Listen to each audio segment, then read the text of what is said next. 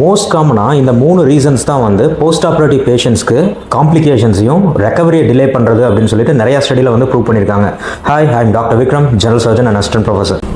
First reason என்ன அப்படின்னா, adequate pain medication எடுக்காமல் இருக்கிறது. நான் வந்து பெயினை டாலரேட் பண்ணிக்குவேன், என்னால் பெயினை வந்து தாங்கிக்க முடியும், எனக்கு வந்து பெயின் மெடிக்கேஷன் வேண்டான்னு சொல்கிறது வந்து தப்பு.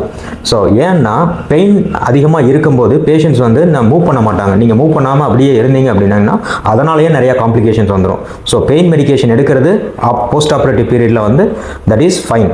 இது வந்து ஒரு அடிக்ஷனை வந்து கிரியேட் பண்ணாது. So pain medication is must after post operative period. That is சர்ஜரிக்கு முடிஞ்சதுக்கப்புறம் பெயின் மெடிக்கேஷன் எடுக்கிறது வந்து நல்லது. ஏன்னா பெயின் மெடிக்கேஷன் எடுக்காமல் விட்டுட்டோம் அப்படின்னம்னா சிம்பேத்தட்டிக் ஆக்டிவிட்டி அதிகமாக இருக்கும். ஸோ சிம்பேத்தட்டிக் ஆக்டிவிட்டி அதிகமாக இருக்கும்போது ஹைப்பர் கிளைசீமியா ஆயிரும். ஹைப்பர் கிளைசீமியா மீன்ஸ் சுகர் வந்து பிளட் லெவலில் அதிகமாக இருக்கும். அது வந்து indirectly it will cause wound ஹீலிங்கை வந்து கொஞ்சம் டிலே பண்ணிடும். ஸோ அதனால் pain medication is advisable after post operative period to easy recovery. ரெண்டாவது ரீசன் என்ன அப்படின்னம்னா, பேஷண்ட்க்கு வந்து பெயினே இல்லாமல் இருந்தால் கூட பேஷண்ட் வந்து நான் படுத்திருந்தா எனக்கு வந்து சீக்கிரமாக ரெக்கவரி ஆயிரும்னு சொல்லிட்டு தப்பாக நினச்சிக்கிறது. அந்த மாதிரி இருக்கவங்களுக்கு வந்து காம்ப்ளிகேஷன்ஸ் இன்னும் அதிகமாக ஆகிறதுக்கு சான்சஸ் நிறையா உண்டு. என்னென்னா நுரையீரல் வந்து